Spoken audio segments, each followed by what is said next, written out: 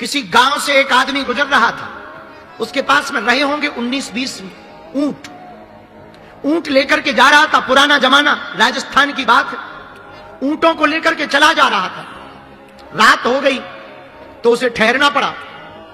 जैसे ही रस्सियां निकाली थैला से, झोला से, तो 18 ऊंटों को तो बांध दिया, पर एक ऊंट रह गया। क्योंकि या तो उसे लगा कि हम रस्सी ला नहीं पाए या रस्सी कहीं गिर गई। अब वो बड़ी टेंशन में पड़ गया कि इस ऊंट को बांधा कैसे जाए। वेद प्रकाश ध्यान से सुनना। वो आदमी, सामने एक झोपड़ी में आदमी रहता था, पड़ोसी, सराय में रहने वाला एक झोपड़ी वाला आदमी था। उसे लगा कि इस आदमी के पास जाएं, बूढ़े आदमी के पास, शायद ये कोई रस्सी दे दे, ऊंट को बांध दिया जाए, वरना बड़ी दिक्कत होगी।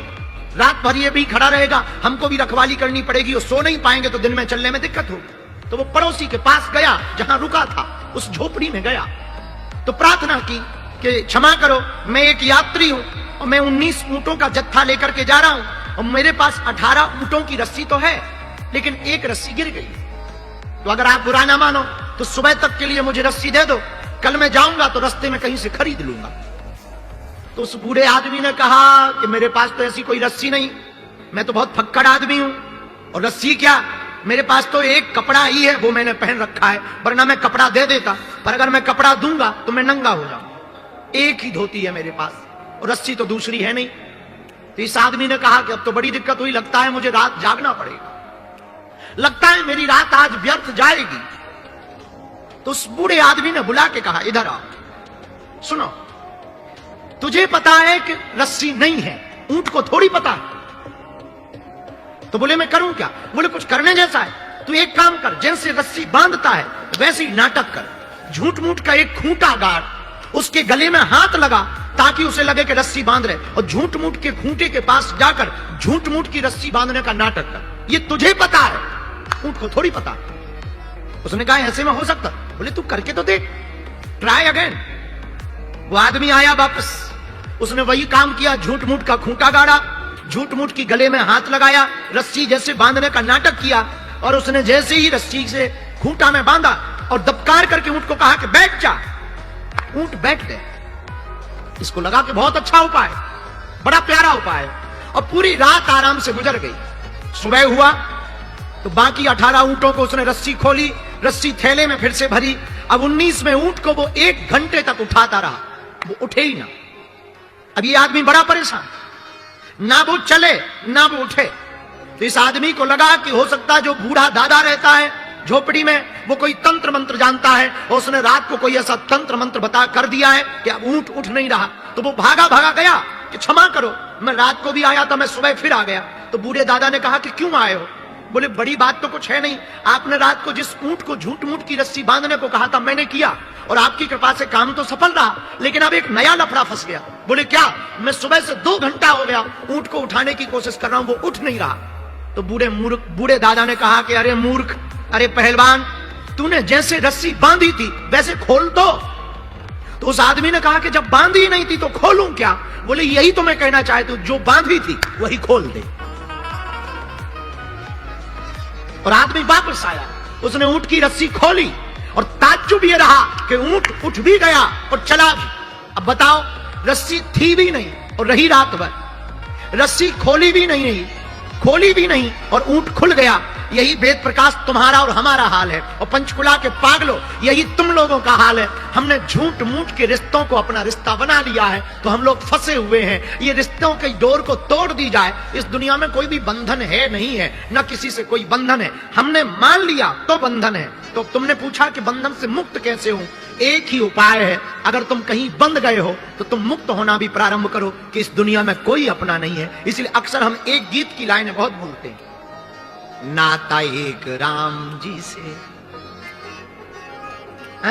नाता एक राम जी से, दूजा नाता तोड़ दे, आशा एक राम जी से, पर दूजी आशा छोड़ दे, नाता एक। अगर आपको अपना संबंध बनाना ही है, नाता जोड़ना ही है, तो वेद प्रकाश राम जी से नाता जोड़ो। राम जी से नाता जोड़ोगे सब अपने हो जाएंगे। तुम संसार से नाता जोड़ोगे, फुटकर फुटकर फुटकर बनाते ही रहोगे अपने, और एक दिन सब ताश की गड्डी की तरह बिखर जाएंगे। लेकिन अगर तुम राम जी से नाता जोड़ लोगे तो तुम्हें दुनिया को अपना बनाने की जरूरत नहीं है, पूरी दुनिया तुम्हारी हो जाएगी। और आपने पूछा कि बंधन की मुक्ति का उपाय क्या? बंधन की मुक्ति का यही उपाय है। फिर भी हम एक सूत्र दे देते हैं। अगर तुम लोग हमारी आज की ये कथा सुनोगे तो शायद बहुत लोग संन्यास लेने की सोच लें। तो हम तुम्हें सन्यासी नहीं बनाना चाह रहे, वरना तुम्हारी लुगाइयां हमारे ऊपर FIR करेंगी कि बागेश्वर बाबा की कथा सुनने गए थे और बाबा ने छुड़वा दिया घर बार। नहीं नहीं नहीं, हम आपको एक उपाय और दे सकते हैं। अगर हमारी अब तुम मानो तो तुम घर में भी रहोगे और भगवान के भी रहोगे, लुगाई के भी रहोगे और भगवान के भी रहोगे, बच्चों के भी रहोगे और भगवान के भी रहोगे, संसार के भी रहोगे और परमात्मा के भी रहोगे, महात्मा के भी रहोगे और परमात्मा के भी रहोगे, अपने निजी लोगों के भी रहोगे और सबके रहोगे। अगर वो उपाय जानना चाहते हो तो एक सूत्र है, जिंदगी में उतार लेना। तुम तन से संसारी हो जाओ, मन से सन्यासी हो जाओ। बहुत सटीक सूत्र है। तुम तन से तो संसारी रहो पर मन से सन्यासी हो जाओ। तुम्हारा मन ऐसा रहे जैसे कोई सन्यासी चला आ रहा हो। माथे पर तिलक हो या ना हो, पर वाणी में उसकी याद जरूर होनी चाहिए। गले में माला हो या ना हो, कोशिश पर होनी चाहिए, पर ना भी हो चल जाएगा, पर याद रहे हिंदुत्व फीका नहीं पड़ना चाहिए। मेरे पागलो, तुम अगर तन से संसारी मन से सन्यासी रहोगे, जीवन तुम्हारा सुधरा रहेगा। एक बात और जो कहने जैसी है, आपने पूछा है कि बंधन से मुक्त कैसे हो। देह को मैं मत मानो, तै में तोर, तोर में माया। एक पेड़ पर की डाली पर दो तोता बैठे। एक तोता ने पेड़ को अपना मान लिया। क्यों? क्योंकि उसको लगता है कि ये आम देता है तो यही हमारा, उसको अपना मान लिया। एक दूसरा तोता रहता, वो कहता है कि ये है तो पेड़, आम तो खिलाने को दे रहा है, पर ये अपना नहीं है, क्योंकि इस पे तो हजारों पक्षी आएंगे और जाएंगे। ऐसे ही संसार है। अगर तुम संसार को अपना मान लोगे तो तुम अहंता में भर जाओगे, झूठी दुनिया के चक्कर में फंस जाओगे। संसार को तुम सराय समझो, बस स्टैंड। यात्री आते हैं जाते हैं, यही शरीर का हाल है, आएंगे और जाएंगे। यही इस दुनिया का हाल है। जो आया है वो जाएगा, आया है सो जाएगा। राजा रंक फकीर, कोई सिंहासन चढ़ा, कोई बंधा जंजीर। धर्मी सिंहासन चढ़े और पापी डंडे खात। दया धर्म करते रहो, मानो मेरी बात। एक गांव में इतने पागल लोग रहते थे, उनके गांव में दिया नहीं जलता था, लाइट नहीं थी। पुराना जमाना, 80-90 साल पुरानी बात। तो गांव भर क्या करता था, पूरी रात जागता था और हाथ में तसला लेता था जैसे ही शाम होता था। और लोग पूछते थे एक दूसरे से, क्या कर रहे? बोले चलो अंधेरे को ढोएं, मकान में जाएं, तसले में ऐसे ऐसे भरें और बाहर फेंकें, फिर भरें। फिर पूरी रात यही करते थे और सुबह आते ही जैसे ही सूर्योदय होता था, अरे भैया भग गया भग गया भग गया, फेंक दिया फेंक दिया फेंक दिया। ठटरी के बरे क्या हलवा फेंका? अरे वो तो सूर्योदय आते ही अपने आप अंधेरा भाग जाता है। लेकिन उनको लगता था कि हम भगा रहे तो अंधेरा भागा। पूरी रात यही हुआ। इतने में एक लड़की की शादी हुई। लड़की थी पंचकुला की, नाम था मुन्नी बाई। मुन्नी बाई की शादी हुई उस गांव में। अब रात भर फिर से घर वाले जागने लगे तो उस बहू ने पूछा, ये रात को लोग शोर क्यों मचा रहे हैं? तो पति ने कहा, सब लोग अंधेरा ढोने के लिए जा रहे हैं, अंधेरे को भगाने के लिए जा रहे हैं। लड़की बोली, बड़े पागल हो, चूंकि पंचकुला की लड़की होशियार तो होती ही है, बड़े पागल हो, कहीं अंधेरा ढोया जाता है? पति बोला, चुप रहे, हमारे दादा परदादा करते रहे, तू आके मुंह चला रही। वो कुछ ना बोली, बेचारी समझदार तो थी। दूसरे दिन उसने कुछ नहीं किया, 4 बत्ती बनाई, थोड़ा सा घी डाला और जैसे ही अंधेरा हुआ सो दिया को जला दिया। और जैसे ही जलाया, आ पूरा घर खुश हो गया। वाह भैया वाह, गजब की बहू आई है, हम लोगों को अंधेरा नहीं ढोना पड़ रहा, अंधेरा भाग गया। दूसरे दिन गांव वालों ने पूछा, भैया आज तुमने अंधेरा नहीं ढोया, आवाजें नहीं आई? बोले, हम तो भैया सोते रहे, बहू ऐसी आई कि वो ऐसा चमत्कार करती है कि अंधेरा चला जाता है। लोगों ने बहू से पूछा, मंत्र बताओ। अरे बोले, मंत्र वंत्र कुछ नहीं है, दिया जलाओ अंधेरा भाग जाएगा। ऐसे ही तुम अपने अंदर में अज्ञान का जो अंधेरा रख रखे हो उसको लेकर टेंशन मत लो, हनुमान जी के ज्ञान के प्रकाश का दीपक जलाओ, अंधेरा अपने आप भाग जाएगा। बोलो सीताराम। अब संकट आ गए तो क्या करें? संकट ते हनुमान छुड़ावे, क्यों? मन क्रम वचन जो हनुमान जी का भजन करेगा, हनुमान जी की भक्ति करेगा, उसके संकट कट जाएंगे। बोलो सीताराम। जोर से बोलो, और जोर से बोलो। तो संकट काटने के लिए, संकटों को मिटाने के लिए हनुमान जी देखो क्या है।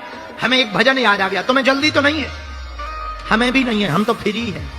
किसी ने कहा मरना क्यों चाहते? अरे जिन नेत्रों से रघुनाथ जी को ना देख पाए वो शरीर तो छोड़ देना चाहिए, जीने से क्या फायदा। और कितनी अद्भुत बात है, जिस व्यक्ति के जीवन में भक्ति ना हो उसका जीवन किसी काम का है क्या? ऐसे समझो, नदी हो पर नदी में पानी ना हो तो क्या नदी किसी काम की है? बोलो हाँ या ना। अरे बोलो। अच्छा, कोई व्यक्ति या स्त्री बहुत सुंदर हो लेकिन नाक कटी, किसी काम की है? बोलो हाँ या ना। अच्छा, तीसरी बात, मिठाई हो पर मीठी ना हो, मिठास ना हो तो क्या उसे मिठाई कहोगे? बोलो हाँ या ना। अच्छा, चौथी बात, रात हो लेकिन अंधेरा होना तो क्या उसे रात कहोगे? हाँ या ना। नहीं। विद्यालय हो पर विद्या ना पढ़ाई जाती हो तो क्या विद्यालय कहोगे? भोजनालय हो पर भोजन ना बनता हो तो क्या उसे भोजनालय कहोगे? मंदिर हो पर मूर्ति ना हो तो क्या प्रणाम करोगे? नहीं। उसी प्रकार इंसान हो लेकिन इंसानियत ना हो तो क्या इंसान कहोगे? नहीं। उसी प्रकार इंसानियत हो पर भगवान की भक्ति ना हो तो क्या उसे इंसान कहोगे? नहीं। जैसे पानी के बिना नदी का महत्व नहीं, शंख के बिना आरती का महत्व नहीं, पुरुष के बिना स्त्री का और स्त्री के बिना पुरुष का महत्व नहीं, पुत्र के बिना मकान का महत्व नहीं, गुरु के बिना शिष्य का महत्व नहीं, भगवान के बिना भक्त का कोई महत्व नहीं। उसी प्रकार भक्ति के बिना जीवन का कोई महत्व नहीं है? भक्ति नहीं तो जीवन किस काम का? भक्ति जीवन में नहीं आवे प्रिय श्रोताओ तो जीवन मिलना ना मिलना। अच्छा, तुम क्या इसीलिए पैदा हुए हो कि जन्म लिया, बड़े भय, पढ़े बड़े और पढ़े, पढ़ने गए, बीए की, नौकरी की, लुगाई मिली, बच्चे भय और मर गए? क्या इसलिए तुम्हारा जन्म हुआ? ना ना ना, केवल इसलिए जन्म नहीं हुआ। बोले फिर किस लिए जन्म हुआ? संत कहते हैं मेरे पागलो, भगवान ने जन्म तो भगवान को पाने के लिए जन्म दिया है। जीते जी भगवान को जान जाओ, जीते जी भगवान को पा जाओ। अब तुम लोगों ने वृथा जीवन बहुत खो दिया भैया, बहुत समय गवा दिया। रात गवाई सोए कर, दिवस गवाया खाए, हीरा जन्म अनमोल था कौड़ी बदले जाए।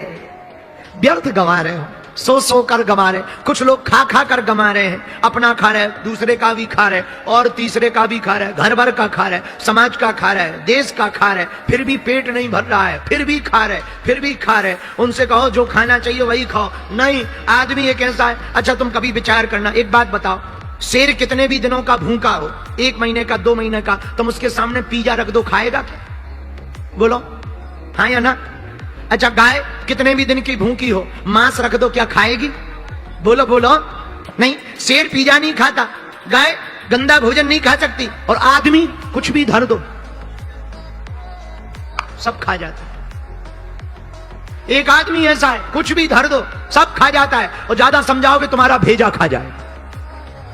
ज्यादा उसे ज्ञान दोगे तुम्हारा भेजा खा जाएगा। आदमी बहुत विचित्र है। इसलिए हम एक प्रार्थना तुम लोगों से करना चाहते हैं। आज हम एक बात पढ़ रहे थे, है तो थोड़ी सी कड़वी, पर बुरी लगे तो लगने दो। हमें क्या करना है? आजकल सांप बेरोजगार हो गए, सांप बेरोजगार हो गए। तो हमने सांपों से पूछा, पंचकुला का ही था हम, सांप तो पंचकुला में ही पाए जाते हैं। हमने सांपों से पूछा आजकल तुम काम धाम नहीं करते, सांप बेरोजगार हो गए क्योंकि कुत्ते काटने लगे। और कुत्ते भी आजकल काम नहीं करते हैं क्योंकि आदमी के तलवे चाटने लगे। हाँ, सांप काटते नहीं है, बेरोजगार हो गए। हमने पूछा क्यों नहीं काटते? बोले आदमी ही इतना आदमी को काट रहा है कि हमारे जहर की जरूरत ही नहीं। अब सांप कह रहा है कि हमारे जहर की जरूरत नहीं, आदमी ही आदमी को काट रहा है। मेरी प्रार्थना है हाथ जोड़कर, तुम अपने बच्चे को बीए पढ़ाओ, एमए पढ़ाओ, पीएचडी पढ़ाओ, डीएड करवाओ, बीएड करवाओ, शिक्षा में भेजो, कलेक्टर बनवाओ, आईपीएस बनाओ, पर एक प्रार्थना है, उनको सबसे पहले इंसान बनाओ, कट्टर हिंदू बनाओ। भैया तुम्हारी बेटी या बेटा पढ़ लिख कर बड़ा हो गया, लेकिन अगर वो इंसान नहीं बन पाया तो उसकी पढ़ाई लिखाई नौकरी किसी काम की नहीं है। तुम्हारी बेटी या बेटा तुम्हें छोड़कर चले जाएं, उसे संस्कार ना दे पाए कि तुम्हारे साथ रहें, उसकी पढ़ाई और तुम्हारी मेहनत किसी काम की नहीं है। तुम अपने बच्चों को खूब पढ़ाओ, पर उनको संस्कार देना मत भूलो, ताकि बच्चे बड़े होकर के हिंदू नहीं कट्टर हिंदू हो जाएं। और तुम्हारी बेटी या बेटा, कई देश के घर बर्बाद हो रहे हैं, बुरा मत मानना, इस देश के हजारों घर बर्बाद हो रहे हैं। बेटियां दूसरे मजहब वालों पर भरोसा कर रही हैं, दूसरे मजहब वालों को स्वीकार कर रही हैं। भैया हम प्रार्थना करते हैं, अपनी अस्मिता को बचाए रखो, अपने देश को बचाना है, देश का नाम हिंदुस्तान है, हिंदुस्तान को बचाना है तो हिंदुओं को बचाना जरूरी है।